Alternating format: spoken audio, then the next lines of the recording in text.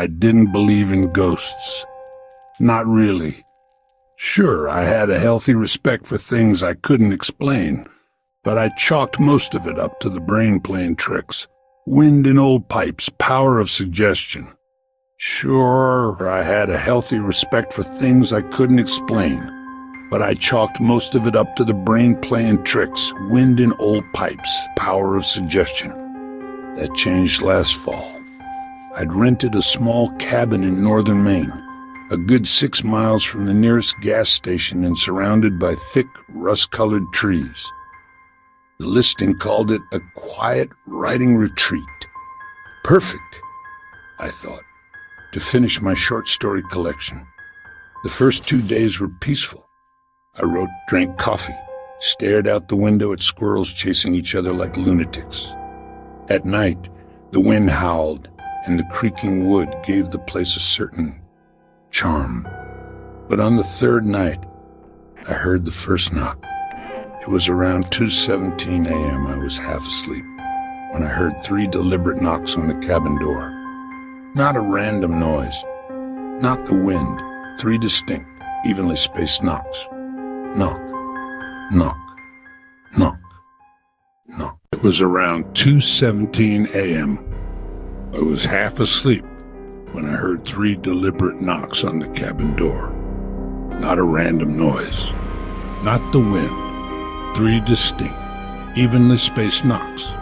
Knock, knock, knock. I sat up in bed, heart thumping. The cabin had no neighbors, no delivery services, and I hadn't told anyone I was here. I grabbed my flashlight and crept to the door. The porch light was dim, flickering slightly. I looked through the peephole. No one. I waited. Opened the door slowly, just the cold air and the smell of pine. I stepped outside, sweeping the flashlight beam across the woods. Still nothing. Figuring it was an animal, maybe a bear brushing the door, I locked up and went back to bed, laughing nervously at myself. The next night, it happened again. Same time, same knocks. Knock, knock, knock, knock, knock, knock, knock, knock. Next time I didn't hesitate. I leapt from bed, ran to the door, and flung it open. Nothing but empty forest and the long gravel road snaking into the blackness. Now I was getting scared. I checked the door. No marks. The porch had no footprints. The ground was slightly damp from rain earlier, so there should have been prints. I didn't sleep that night. I kept every light on, sat at the kitchen table gripping a kitchen knife like a lunatic, listening. That morning, I called the property owner, a cheerful woman named Diane. Oh, the knocks? It's just part of the charm. Old stories, you know. Local folklore says the forest has a spirit. I didn't laugh. Is someone coming out here? Playing a prank? No, dear, you're the only guest this month. I wanted to leave. I packed half my things, threw them into the back seat of my car. Except my car wouldn't start. Not even a click. Dead. I checked under the hood, but I don't know a thing about engines. The battery looked fine. Nothing obvious. No cell service either. Closest signal was 6 miles up the road. It was nearly dusk. I didn't want to hike 6 miles through the woods in the dark, so I stayed. That night, I didn't go to bed. I sat on the couch with a flashlight listening. The clock on the wall ticked louder than usual.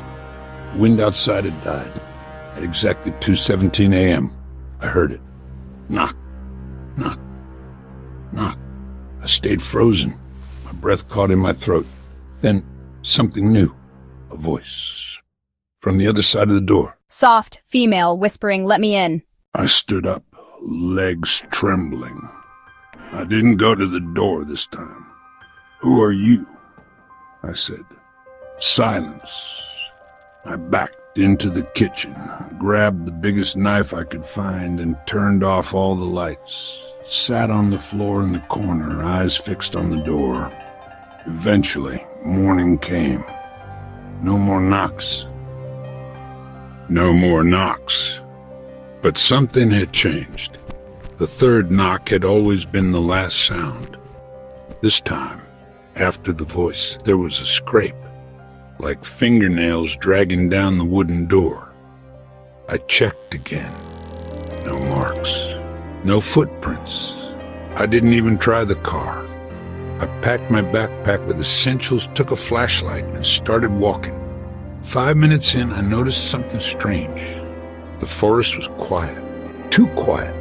No birds, no insects. Then I heard footsteps behind me, soft, measured. I turned, nothing. I picked up my pace. The footsteps matched. I broke into a run. They ran too. I didn't stop until I reached the gas station, panting and soaked in sweat. The clerk, an old man with gray eyes and a cigarette stuck to his lip, barely blinked when I told him what happened. Cabin on Hollow Road? He asked. He exhaled smoke. You made it to the third knock. Most don't. My skin prickled. What do you mean? He pointed at the wall behind him. A corkboard, faded papers and local ads. In the center was a photocopy of a newspaper article. T83 missing in woods near Hollow Road. I scanned it. All from different years. All rented the same cabin. Only one thing in common. Each disappeared after reporting knocking sounds. You're saying it's real? I asked. He gave a slow shrug. I'm saying if you go back, you won't come out again. I waited 2 hours, then called a tow truck. It drove me back to the cabin.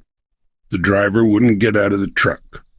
I packed fast, kept glancing at the woods, got in my car. It started immediately. The driver followed me halfway back to the main road. I didn't sleep for days, kept every light on in my apartment, moved to the city. Thought it was over. Then, 3 nights ago, it happened again. 2:17 a.m. knock. Knock. Knock. From my apartment door. I live on the 7th floor. No balcony. No malfunctioning pipes. I checked the hallway. Empty. The next night, same time, same knocks. But this time, there was a note slipped under the door. Let me in. You brought it with you. I've stopped sleeping. I see shadows in mirrors that aren't mine. My phone rings once at 2:17 a.m. every night, but when I answer, it's just breathing. I don't know what I brought back with me. I don't know how to stop it. But if you hear 3 knocks, don't open the door.